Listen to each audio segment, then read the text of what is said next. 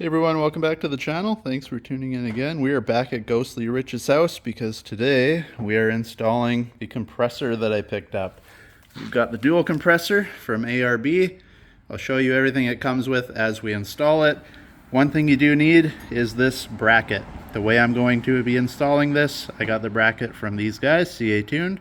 It's carved right into the bracket. You'll see how this is mounted in a sec. But basically, you'll need the bracket. You'll have to get a couple bolts. It does not come with bolts to bolt it down. And then I'll show you everything else we picked up as we install, like I said. But first things first, this is going to be installed between the radiator and the grill. So what you got to do, get the plastic shroud out of the way. It was 6 little push clips on this side and 3 little torque bits plus a couple brackets on the other side. And you can see it gets out of the way. One thing that's a bit of a pain in the butt, the latch to pop your hood gets in the way from actually getting it out. But you can twist and wiggle to get it out like Richard's doing, or you can just get the grill out of the way and everything can slide forward, which we will be doing as well. You don't necessarily need to. You can get access like you see now, but for filming and to show you guys, we're also going to pop the grill out of the way. All right, so if you are going to take your front grill out because you want more room, all it is your little push tabs there, kind of squeeze and push and the whole thing will come out. Then you have a clamp right there. That's for the front sensor we relocated. And then another one up here, that is your front camera. This is all the wiring from the Raptor lights we installed, so that'll stay there. But we can get the grill up, we'll just flip it, set it up here on the engine, and then you're good to go. Alright, so grill is off. We just put it up top because, like I said, the Raptor wiring is in the way for those Raptor lights we installed here. Now, what you want to do, first off, disconnect your battery, because when you come down here, basically that bracket is going to get bolted into the 2 holes right here for the top, and the bottom is going to go right here where these 2 bolts are. Now, this we relocated here. This is a crash bag, an airbag crash sensor. So if it picks up that you hit something, that's what releases the airbags and blows them up in your face. Hence why we're going to take off the battery, because you do not want to blow up your airbags. That would suck. Another note is when we installed the CBI bumper and installed the winch, there used to be the factory crash bar in here. So you have the big steel crash bar. It's about a 2.5 inch, 3 inch maybe piece of steel. And then up top was the foam insulation, held all the wiring harnesses and stuff like that. If you have that on your truck still, you will have to notch out a little bit, I believe, on the bottom to make the bracket fit down here. But other than that, the bracket will still work. It's just going to be a little bit more work for you guys that will still have the factory stuff up front here. All right, so right off the bat, we have found one issue. I did mention that the crash bar was in the way. We have that removed. But what we're running into now, and you can see Richard's taken out 2 10mm bolts, and basically you have 3 of these kind of guide mold brackets, whatever you want to call them. It's just basically to hold the bumper formed in the way it's supposed to on the front of the truck. But when you take this mount that is supposed to go on here and you put it in, you sit it down here like so, where it's supposed to go, which is roughly there, and you can see it's going to run into the bracket before you can bolt it down on the bottom to those 2 bolts. So we'll have to trim it, but what we're going to do is just remove it, get it out of the way, mount the compressor and everything in place, and then we'll see how much we actually have to trim off that thing in order to fit it all in perfectly. All right, there you go. We got that one bracket out of the way. It's those 2 nuts right on top of each other, one there, and Richard's got it out of the way. All you got to do is pop the 1 tab up front. It's just the push pin that holds it there, and you got all this empty space to work with. All right, so now that we have everything out of the way and we're ready to mount the mount on here, funny enough is I went to the store because I knew you needed 2 bolts to bolt the mount to the frame or to the beam across here. So I went and picked up a little 10mm and a lock nut. But once I get in here, if you look closely, these 2 holes that you use are actually threaded. So good thing for me, I picked up just by fluke, the right size bolt. So once we get the bracket in there, we can just throw a little blue Loctite on here and thread that right down, and it's the same for the one on that side. And then again, for the bottom, you have your bracket up here with the latch for your hood, and you're going to bolt it to the first and second bolt over. So we might have to remove this little Phillips screw and eliminate that bracket right here, or move it over because we'll have to get the airbag sensor back in place, but that's where the bottom will. So it's as easy as just undoing the two 10 mils there, shuffling everything out of your way, and bolting it all back on. All right, now for actually mounting the compressor itself to the bracket, this top piece here on the opposite side of your wiring is where you'll force in the two little red caps there. You'll tighten on your air filters that come with the pump as well, but they want the air filters towards the middle of the truck. So when you look at this bracket, the middle of the truck is over here. So this is actually going to be flipped, and you got your 4 holes there. And on the underside of your air compressor, you have, if you can see, you got 8 spots to mount. 4 of those line up with the 4 holes. And then with the compressor, you get your black hardware, big washer, lock washer, and you basically just tighten them down.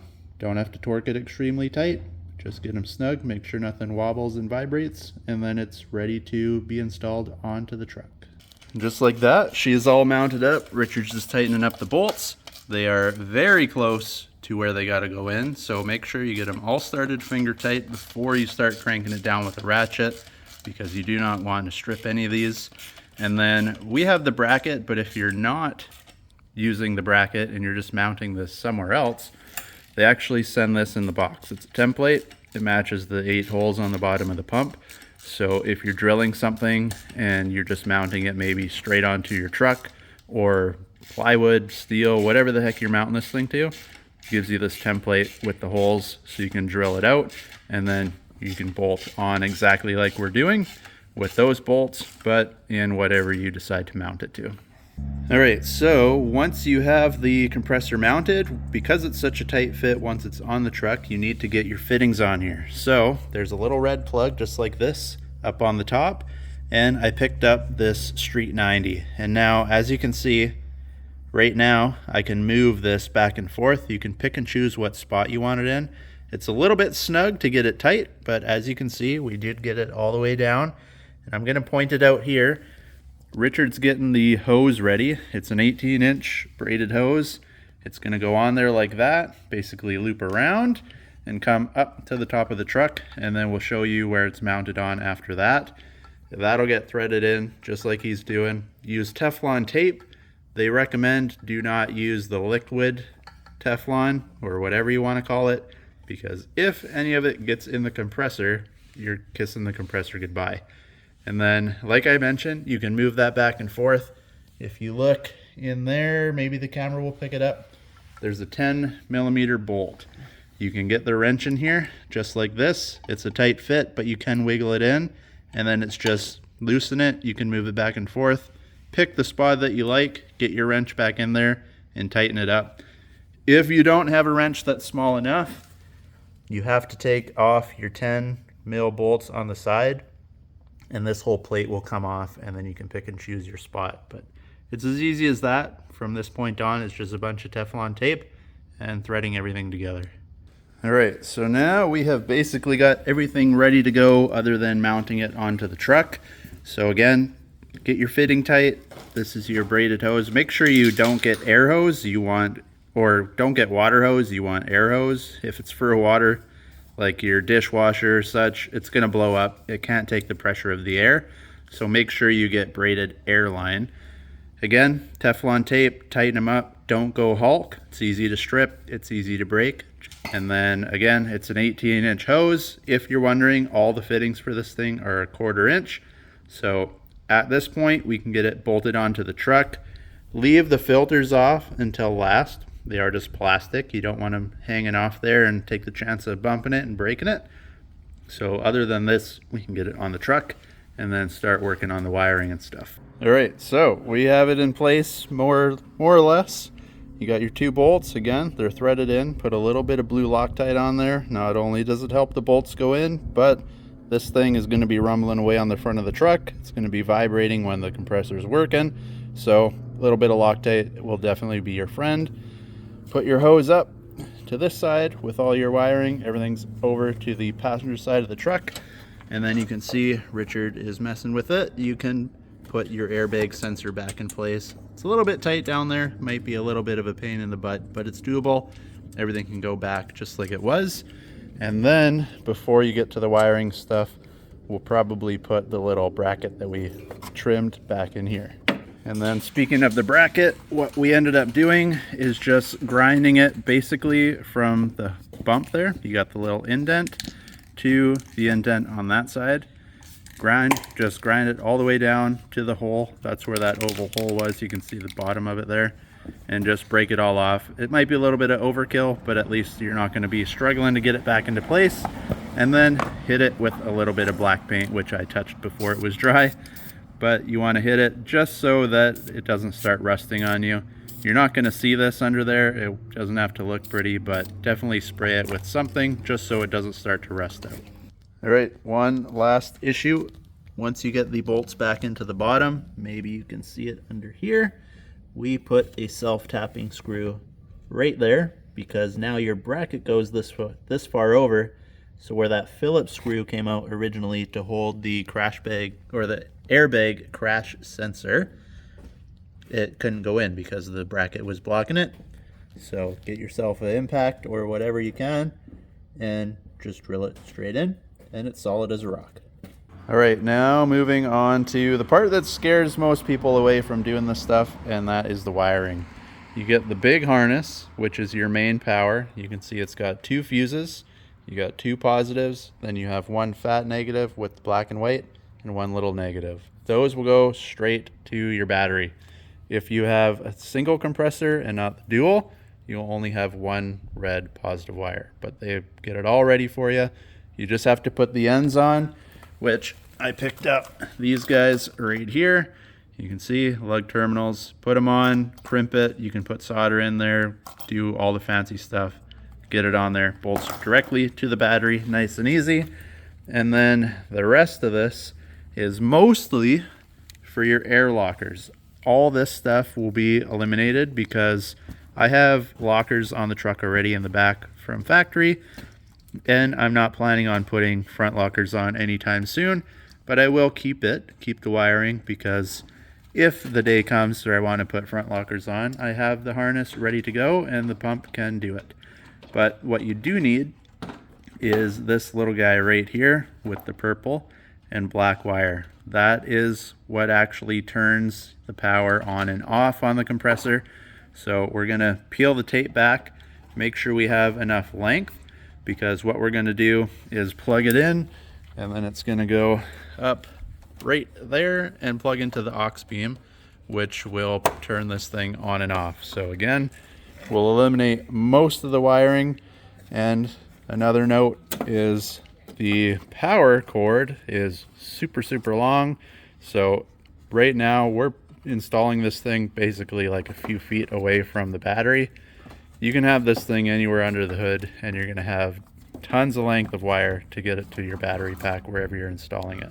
All right, now as for crimping these things, all the hardware store had was 4 gauge. What Richard recommends is use 8 gauge. It's a little bit smaller. You won't have to crimp it quite as crazy as we're doing here. But again, all we did, strip the wire off the coating off the end of the wire, wrap them together just like that, put the crimp or the fittings on, crimp them down, and then we can also throw a little bit of solder in there, plus a little bit of the heat shrink wrap, and it shouldn't go anywhere. But again, if you can find a little bit smaller version of these, it'll make your life a little bit easier for this step.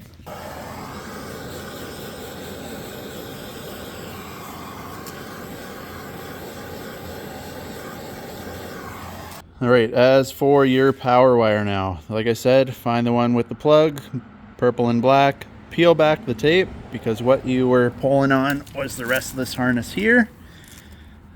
Oh, sorry. And basically you want to eliminate the green and the black. So you can see we pulled it back. This is where the purple and black were. And then a little ways past the plug, there will be 2 extra black wires. You can see the fatter spot right there.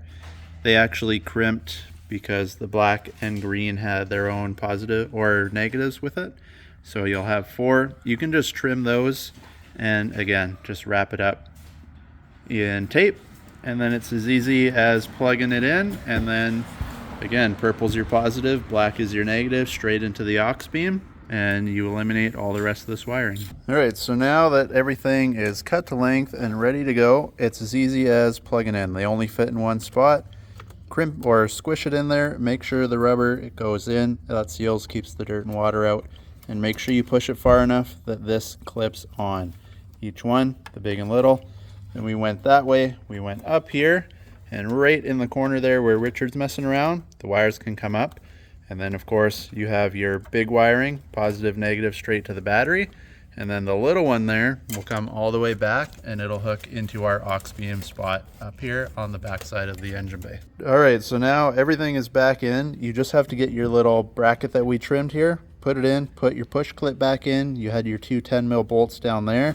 As you can see, it looks like we cut out a bunch here. Reason for that is to get this in and out, you kind of have to wiggle it. You need the room. Plus, now you got room for your wires to not be rubbing on anything sharp. And keep in mind, Richard also filed all the edges on here. So this is not sharp at all where we ground it off. Because if this thing's vibrating, you don't want your wires cutting themselves in half.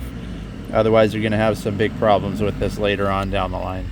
Right now, once you're all said and done, you got your air filters to go on. All you got to do, thread them on. I wouldn't worry about any Teflon tape or anything on this. Just put them on there.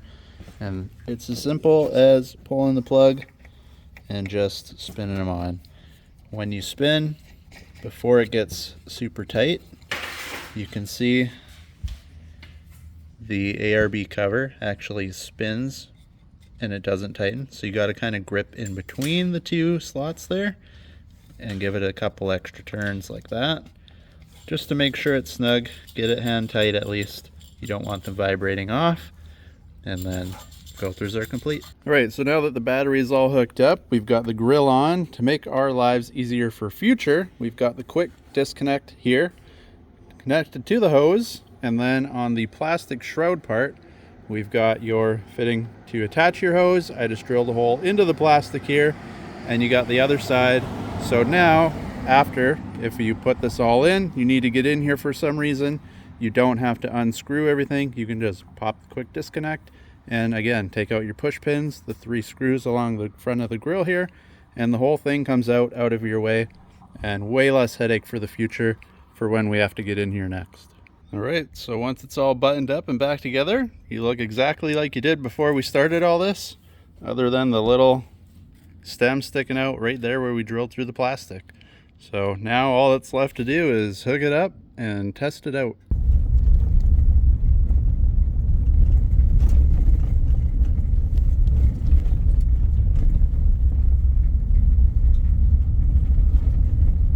All right, so install is all done. And I figured no better place than to come out here in the middle of nowhere and see exactly how this thing's work. If you want to see, she's tucked up in there. Yes, it does eat up a little bit of your radiator, but if we pop open the hood and you actually look down in there, it is in front of the radiator, but it does leave a little bit of a gap. You probably got about 1.5 inches, maybe 2, between the compressor and the radiator itself, so it gets a little bit of airflow around. Of course, not going to be the same as if you had nothing there, but I've driven, this is about 400 or 500 kilometers from my house. We're out at the cabin this weekend, and I've driven up to about the middle of this mountain, and the temperature gauge in the inside has not really moved. So now all that's left for this video is to let some air out of the tire. We'll hook up the hose and see just how it works.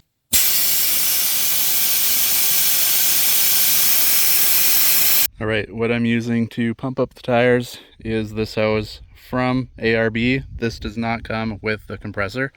Pretty much with the compressor, all you get is the compressor itself, the wiring harness to power it and to turn it on and off, and the wiring harness for front and rear lockers if that's what you're going to do.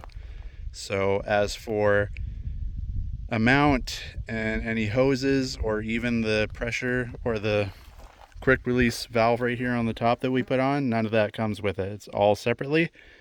But if you buy this hose, you get the hose fitting for your tires, nice and fancy, and you also get this end, so at least you can use the compressor. So all we got to do now is plug it in.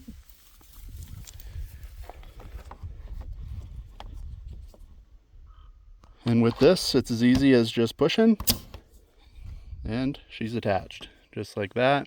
Now, I recommend you can turn this thing on with the engine off, but if you want it to not drain your battery in a couple of minutes, have the truck running, because this thing will suck up a lot of juice.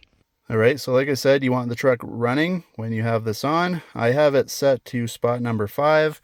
You can see the hose there. I don't know if this will turn on right now because it's already pumped up, but let's see, just with the line being filled. Turns on for a quick second. You could hear it. It is working. Yes, the truck is off, but now that we're actually going to physically use this, we're going to start up the truck so we're not draining the power out of the battery. All right, so we got her running. ARB with the hose also comes with this quick little disconnect for the hoses or the tires. You can see you just plug it in and it'll start pumping. Truck's running. They do also sell one with a pressure valve or like with a pressure gauge on there, but with my truck, when it gets to 35, it'll honk at you. So I don't really need the pressure gauge because the trucks tell me when it gets to that point. So literally all you have to do is push that on there, just like that.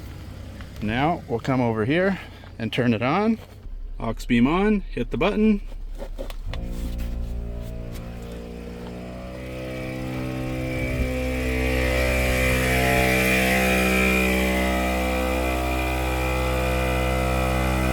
And just like that, away she goes. And you can hear it honked at us.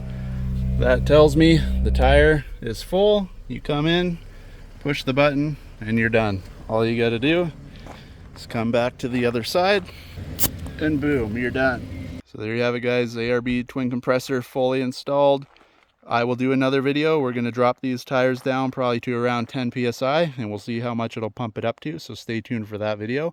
Go check out Ghostly Rich's channel. He is going to have his version of this out as well, so big thanks to him. And again, if you like the video, please like and subscribe. We're closing in on 10,000 subscribers, so if you like and share and subscribe, YouTube will push it to more and more people, and hopefully we can get there.